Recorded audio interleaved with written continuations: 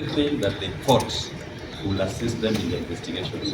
What they took were 3 flags, iPhones, iPads, a receipt of Total Energies. That is all that the state at that time deemed to be criminal evidence to use a criminal court. Subsequent to that, at around 6 a.m. in the morning, a new team of over 100 officers, all of them armed with AK-47 assault rifles, all of them their faces covered, conducted a further raid in this residence, and they assaulted members of this family.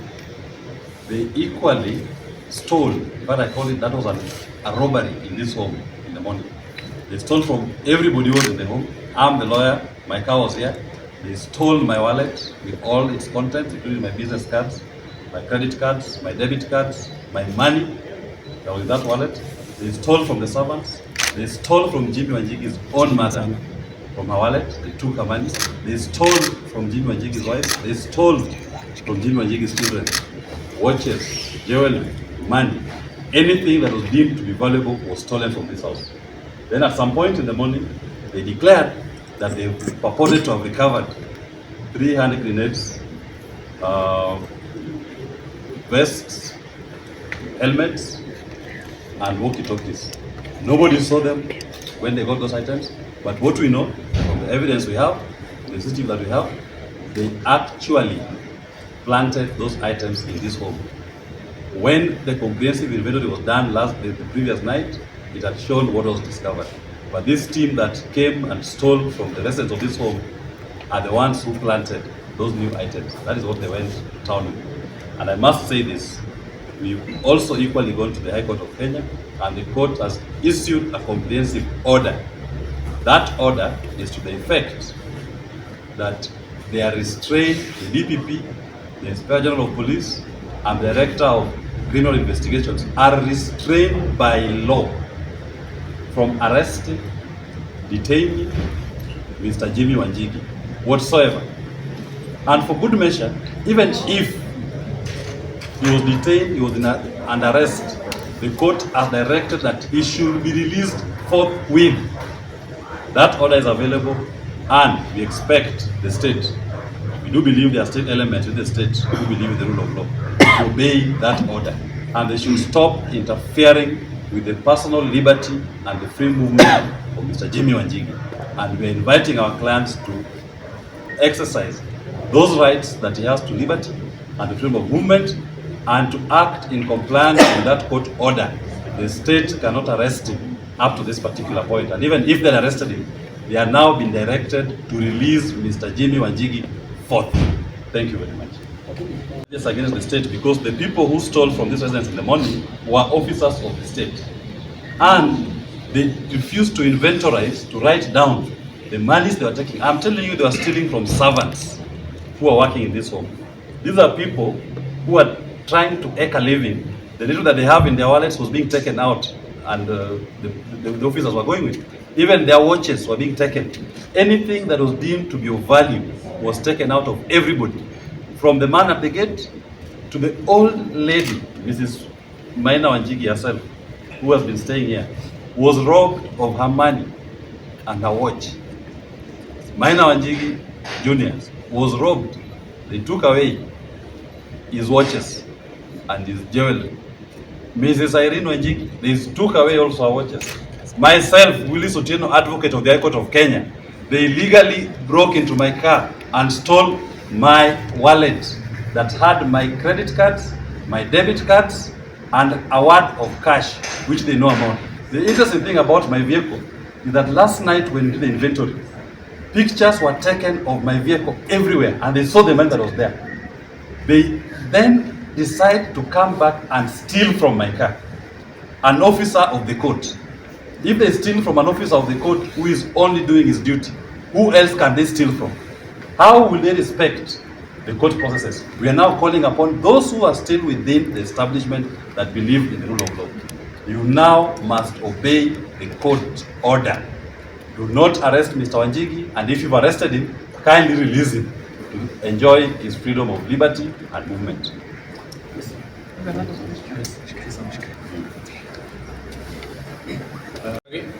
I'm part of the legal team for Jimi Wanjigi, and I act alongside Mr. Osiemo and my senior Mr. Willis. I'll just be very brief and say that a man or a woman's house is his castle. That cardinal rule and maxim is that any state agency or enterprise should exercise a lot of restraint before entry or seizure of such an entity. What will happen here is very regrettable. The events that transpired on the morning of the 8th, culminating in the morning of the 9th today, are highly regrettable on 4 grounds. One is that the multi-agency operation that was carried here yesterday did that in the absence of any valid court order or any court order whatsoever granting such an access or such a warrant of search. The reason I say that is that if indeed the police or any agency was of the considered view that there are items here of great public safety of concern, the decent and the honorable thing to do was to move the requisite court, pursue and obtain a court order, and then my client would have a chance to respond to it. What we saw here yesterday is a wake-up call to every right-thinking member of our society, because if it can happen at the residence of Muthaiga 44, then what about the common mwananchi? And it's highly regrettable that as a civilized society governed by the rule of law, the police can come over, bungle up innocent children in total violation of the rights of the children, in total violation of the rights of the aged persons. If indeed they are seeking Jimi Wanjigi, criminal culpability is not transferable. What does the watchman have to do with it? What does my friend Willis have to do with it? Secondly, and very importantly, what happened here is what we have happened is the weaponization of our politics, whereby if you hold a contrary view, you are deemed an enemy of the state. And I want to say that to the powers that be, sometimes your greatest friend is your critic, because he's able to put you back to stay on the straight and narrow line. That, and very importantly, what has been going around that my client may be financing or supporting the Gen Z movement. I wish to emphasize and mention this way. Gen Z is not a proscribed group, is not an illegal entity, it is not gazetted as such by the relevant Ministry of Interior. There is nothing illegal, either through finance, either through participation, or through lending any aid to the Gen Z movement, because it is your right within the confines of the law. So those people who have been demonized and being told that you are financing Gen Zs, your answer is today. It is a resounding yes. You can finance, you can associate, and you can picket. There is nothing illegal towards it. If the state deems that Gen Z is an illegal entity, the decent and the legal thing to do is to move the requisite channels of law and gazette it as such, just like other proscribed groups that we know have been gazetted, including Mungeki and Al-Shabaab, but Gen Z has not as yet. So there's nothing illegal to add that. Fourthly and lastly, I wish to thank the members of the press, because were it not for you, and that is what we call the freedom of freedom of information. It is because of your forthrightness and your coming over that this matter has toned down. We also wish to thank our friends, Mother Karua Senior Council, and the Prime Minister Honorable Raila Odinga, who was here today. And it is after that they insisted that the people who are here should record a statement. And what we found very interesting is that you cannot convert Muthaiga 44 to be a police station. This is not a gazetted police station. What is so urgent that the police want to come outside the gate and ask all the people who are inside here to record statements? We told them the decent thing to do, and I think they have complied, is if they think they want statements, let them issue summons. We will present our clients to the relevant police station, and we shall meet in a court of law. I think Mr. Osiemo will speak to the question about court orders. Thank you very much. From the press that the same has been served on the Inspector General of Police and on the DCI, and for this I shall be giving you the evidence of that service. Thank you. Probably a follow-up question on TV. Earlier the DCI left with some assorted items. What exactly did they carry? Police can do that. What they claimed to carry was 300 grenades, a helmet, a vest, and 2 walkie-talkies. Those are items that they came with. They took photos of those items and left with them. There is not a single inventory. We have an inventory signed by not less than 5 police officers, not less than 3 members of the family, not less than 2 advocates of more than 10 years standing, who signed an inventory after a comprehensive search dated the 9th of August 2024. What is this new inventory they're coming up with? Where were they when we were doing the earlier inventory and the search that everybody participated in? As we believe those who are planted, they create their own inventory, they want to create their own drama, and we reject all these attempts to try to intimidate Mr. Jimi Wanjigi and his family. And when are you levying charges against the state? We are going to be, we filed a constitutional petition against the state, and we are filing another one on the question of the property that they destroyed in this home, the property that was stolen by some agents of the state from this home, and for the acts of assault, the torture that they subjected members of this household to when that second team appeared here at 6 a.m. in the morning. Another question? I normally save the best for the last. Maybe we can get more clarifications. If there are more questions beyond what I have, we can get one of our colleagues to come and answer to some of the questions.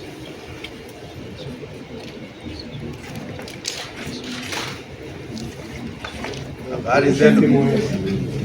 Mko salama? Very good. Very interesting. Where is Willis? Yeah. You told them everything? I told them everything, unless there's any more questions they have to you. Okay. Let me say something very short. 7 years ago, they say the more things change, the more they stay the same. 7 years ago, right on these steps, had a similar incident and a similar press conference. We were bambiwad for 3 days. This time it has been for 2 days. For nothing else but expressing our political right to express ourselves and be part of the democracy that our constitution enshrines. My late father stood on this steps here and he said something that was very profound. He said that you must distinguish between the personal and siasa. Siasa, wanaume ndio wanagombana nayo huku nje. You don't bring it to somebody's personal home. William Ruto, we can gombana huku nje. Siasa. Don't bring it to my home. In this home, you have assaulted my wife. You have assaulted my children, my Gen Z children. Those policemen assaulted them. You have vandalized the home. You have stolen items here. You have broken items. What does that got to do with the siasa we do outside there? This is my home. This is where my children are. But I say my children are alive. There are very many children out there since the protests that began in June that are dead. Their mothers are still grieving. Why are you harming people's children? Just because of expressing their political will and direction and expressing themselves as per Article 37, the right to demonstrate. Jana tuliona maajabu. We went to give Gen Z what we believed was a much needed support on Nane Nane. We hit the streets.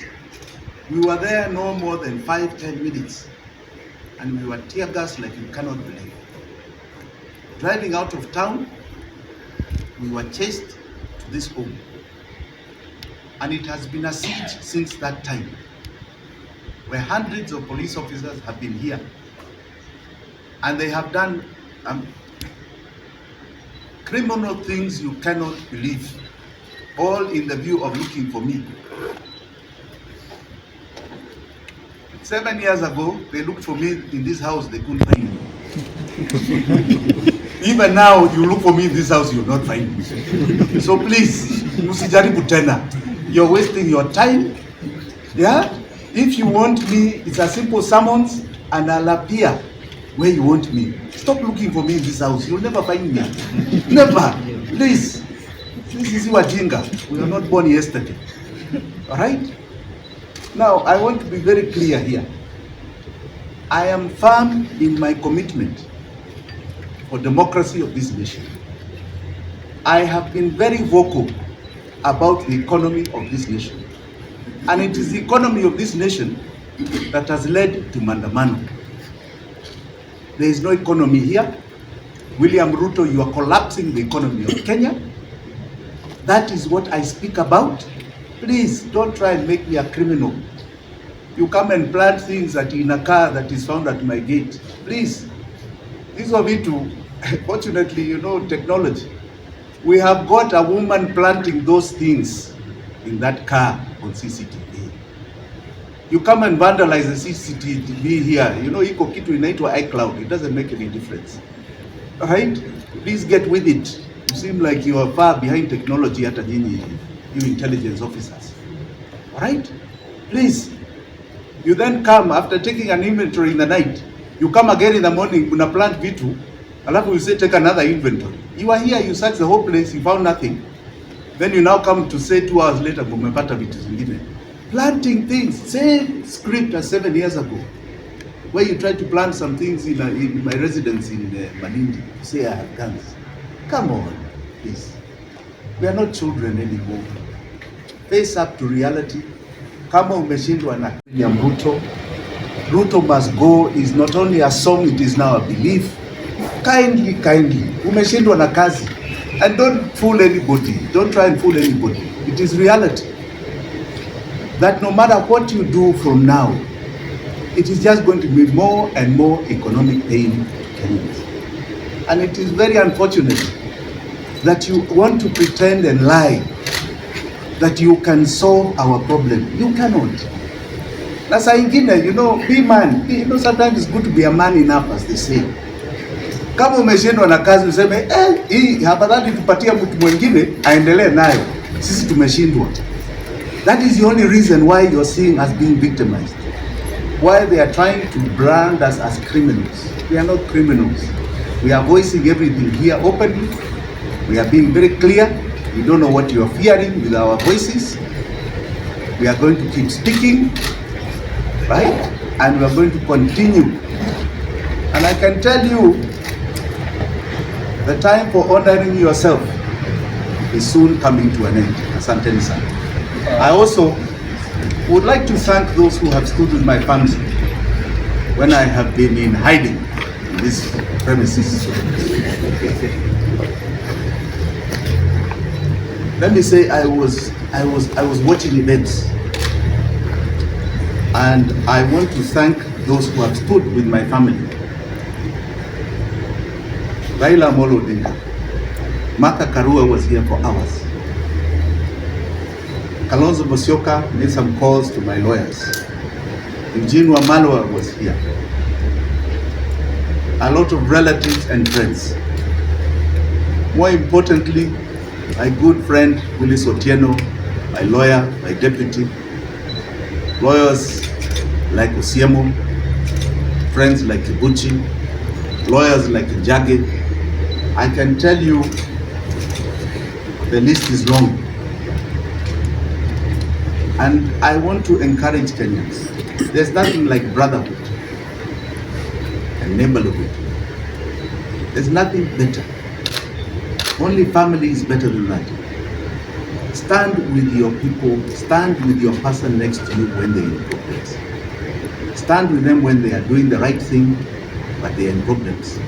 Tomorrow it will be you if you don't stand with them. I can say today people stood. For those kids who have been killed during this Maandamano, I want to tell you with all my heart, I stand with you. I stand with those families. And if you want to kill more William Ruto, don't worry. You know, you also have children. The curses of God are wide and far. Be very careful. Very careful. Very, very careful. Because with every bad deed you do, you define your exit. And history has a lot of records. So kindly stop killing our children. It's about time we stop those ideas. So please, Kenyans, stand with those who are hurting for expressing their democratic right, for voicing their opinions, for standing up for the better of Kenya, because that's what they're standing up for. God bless you. Asante sana. Statement with whom? Have I received summons?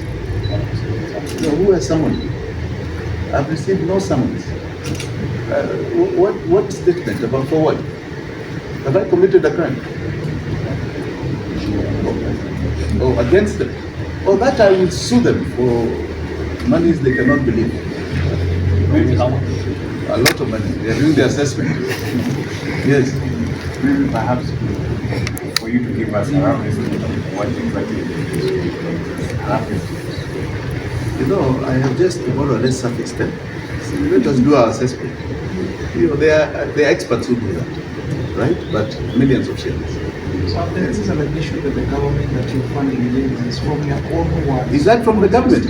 The government have been accusing you. Have they said it? Who has said it? So it is the government. Which government has said that? I sue them directly. But let me also say this. Let me say this. Let me say this. Let me say this. Let me say this. I don't know what funding Gen Z is. Let me be very clear, and I want you to catch me very clearly.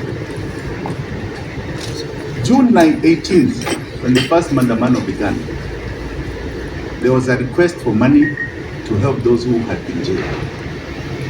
I publicly donated money to help many come out of bond. Some came out on free bonds, others were bonded. I even put it on my Twitter feed, X, that I have done so. Let me also add, but let me tell you, if there was something somewhere to fund them, I would fund them. If there was some channel, I can take the little money I have to make sure that they have water and that they have toothpaste so that they can handle this tear gas that is illegally thrown at them. I would do it. Are they doing anything illegal? No. They're exercising their democratic right. All right. So I would like to know which government agency is saying I am funding, and what is this funding? They are looking for scapegoats. They started with, I think, Russia. Then they went to Ford Foundation. Now it's Jimi Wanjigi. Please. Yeah, we're not stupid. It's just a big joke, right? They are looking for scapegoats. They are the cause of this problem. William Ruto is collapsing the economy of this country. The problems are just not even begun yet. You see problems here you never even imagined going forward, right? He's a sinking ship and he's looking for scapegoats. I'm sorry, Kenyans will not be your scapegoat, and I will not be either.